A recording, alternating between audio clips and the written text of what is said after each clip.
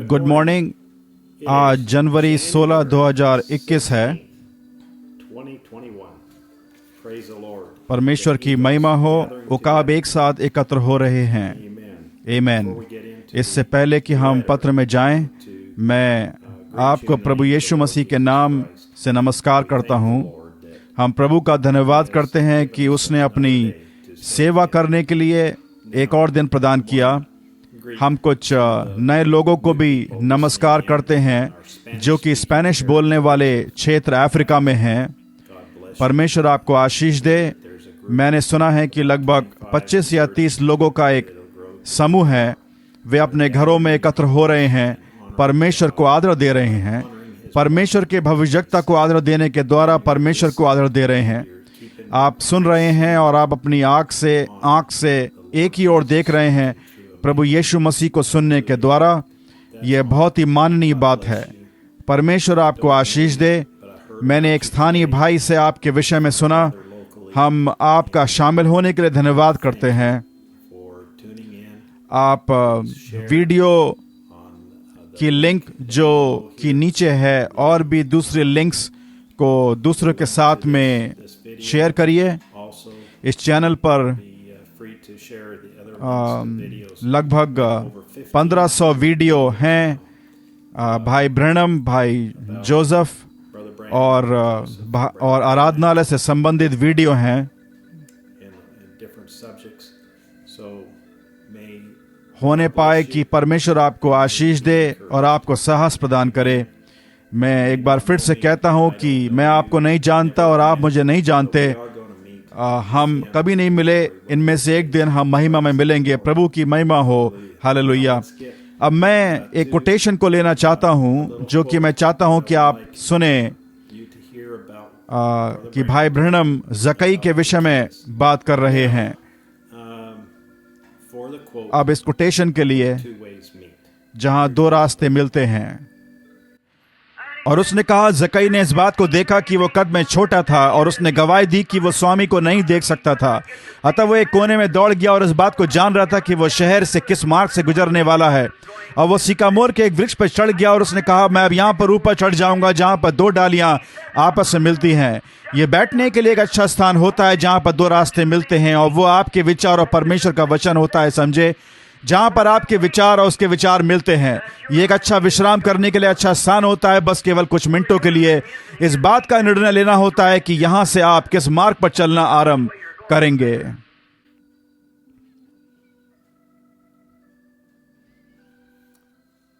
प्रभु की महिमा हो। एक अद्भुत कोटेशन था। हम प्रभु का धन्यवाद करते हैं कि जकई दो निर्णयों के बीच में था, अपनी कलीसिया और परमेश्वर का प्रकट किया गया वचन। आज हमारे पास ठीक वही बात है, अपनी कलीसिया और परमेश्वर का प्रकट किया गया वचन। हमारे पास पृथ्वी पर एक भविष्यवक्ता है, पृथ्वी पर जिसके विषय में परमेश्वर के दूत ने 7वें दूत संदेशवाहक से बातचीत करी, जिसका नाम परमेश्वर ने स्वयं रखा, परमेश्वर ने स्वयं ठहराया। वो भविष्यवक्ता में से होकर बोल रहा था। भाई ब्रैनम ने कहा कि वो प्रभु था जो कि बोल रहा था, मेरा पुत्र तू एक भविष्यवक्ता है। आमीन। उन्होंने कहा कि यह उनकी इच्छा फिर भी थी।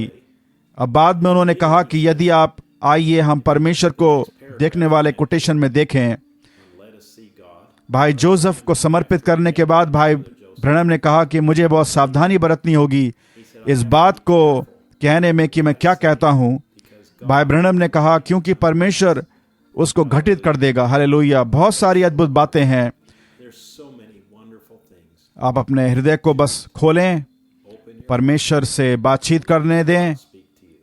मनुष्य को अपने दिमाग को उलझन में न डालने दें और उन विभिन्न बातों को न डालने दें। वचन को ग्रहण करें। और मैं ये आशा करता हूं और प्रार्थना करता हूं, यही वो बात है जो कि मैं आपको दिखाना चाह रहा हूं और आपका साहस बढ़ाना चाह रहा हूं कि आप अपनी आंखों को केवल वचन की ओर देखने दें। और ये जानने के लिए बहुत ही अद्भुत बात है। अब यहाँ पर ब्रैनम आराधनालय और भाई जोसेफ ब्रैनम के द्वारा पत्र है, उकाब एक साथ एकत्र हो रहे हैं। Joseph Braylon.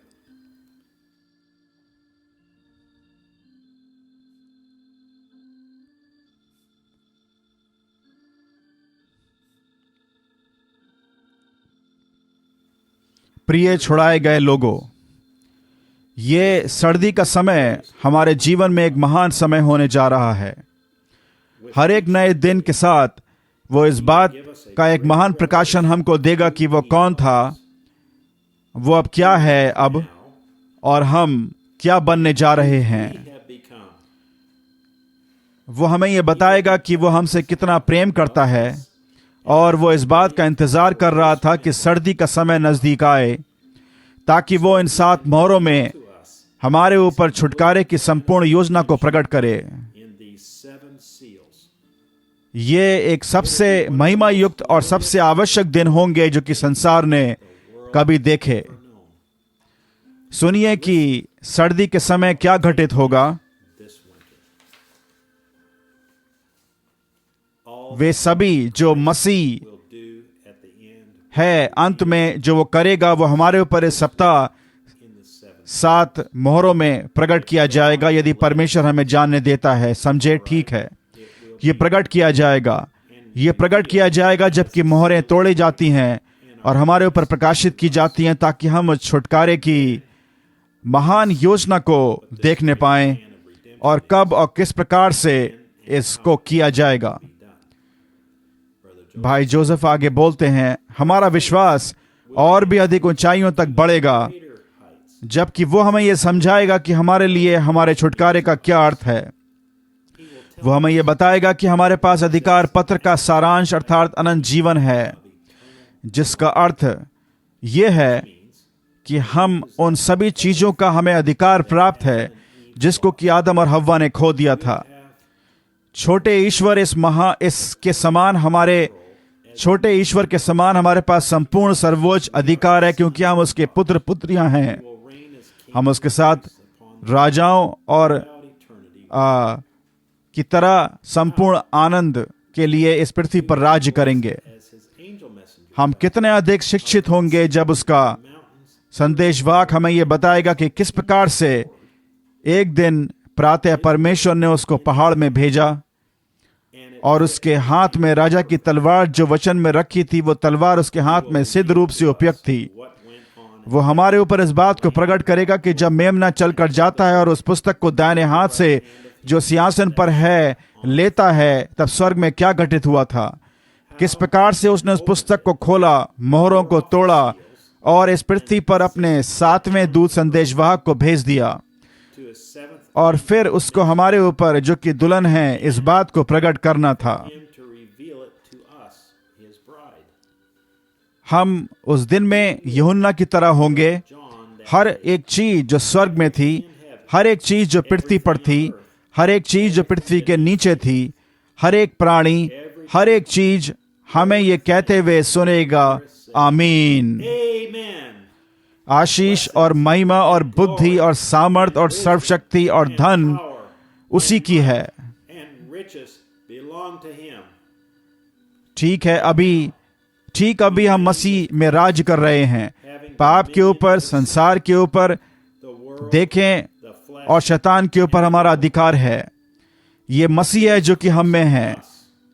वो ये इच्छा कर रहा है और अपनी समिति के अनुसार कार्य कर रहा है। अब हम स्वर्गीय स्थानों में यीशु मसीह में बैठे हुए हैं, अपने महान दूत संदेशवाहक के द्वारा उसको अपने से बातचीत करते हुए सुन रहे हैं। इन सर्दियों में इतनी अधिक आशीषों का समय आ रहा है, एक ऐसा समय जिसको संसार ने कभी नहीं जाना। ये कटनी का समय है। अच्छा, और जल्दी हम में से हर एक अपने स्वयं के अंजीर के वृक्ष के नीचे बैठ सकता है और हंस सकता है और आनंद कर सकता है और आनंद की परिपूर्णता के साथ में उसकी उपस्थिति में हमेशा के लिए जी सकता है। परमेश्वर अपने पवित्र पर्वत को इस पृथ्वी पर 1000 साल के हनीमून के लिए तैयार कर रहा है, जो कि उसकी दुल्हन और उसके सेवकों के लिए एक नई अदन की वाटिका है। जिस प्रकार से आदम और हव्वा वाटिका में थे और वे 1000 वर्ष को पूरा नहीं कर पाए थे, अब यीशु हमारा अंतिम आदम और उसकी हव्वा जो कि हम हैं, उसकी दुल्हन परमेश्वर की योजना को पूरा करेंगे।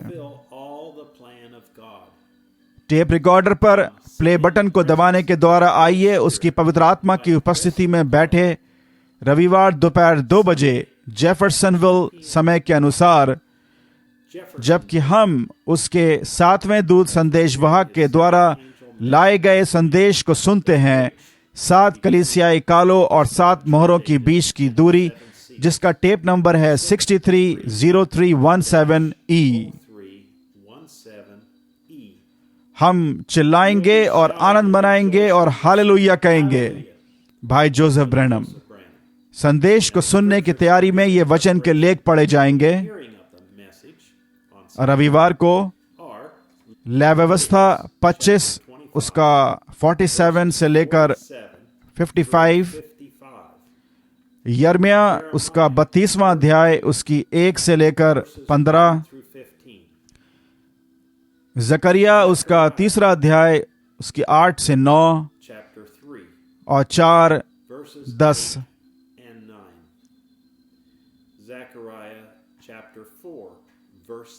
रोमियो उसका 8वां अध्याय और 22, 23। इफिसियों इसका पहला अध्याय 13, 14 और उसका 4, 30। प्रकाशित वाक्य 1 उसका 12 से 18। 5वां अध्याय उसका 10, 1 से 7, 11 से 18।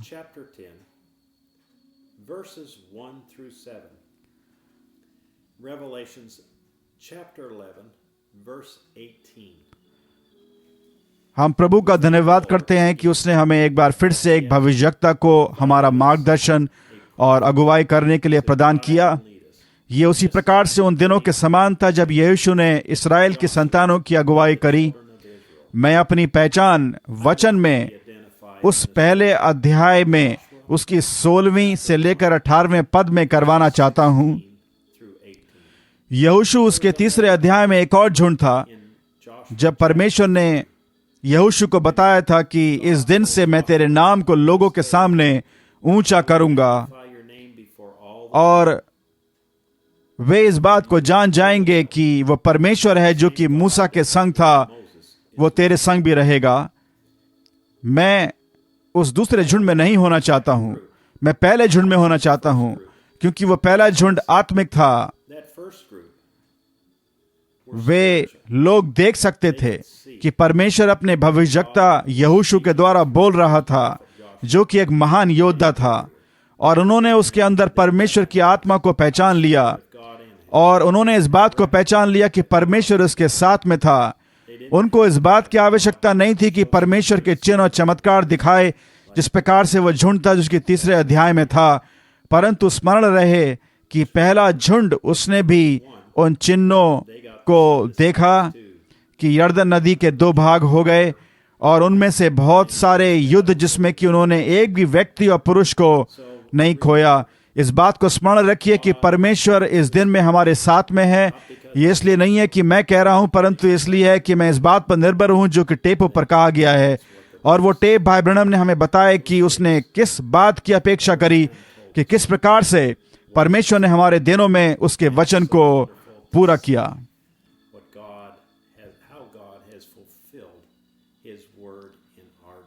परमेश्वर आपको आशीष दे। अगले समय तक के लिए शलोम।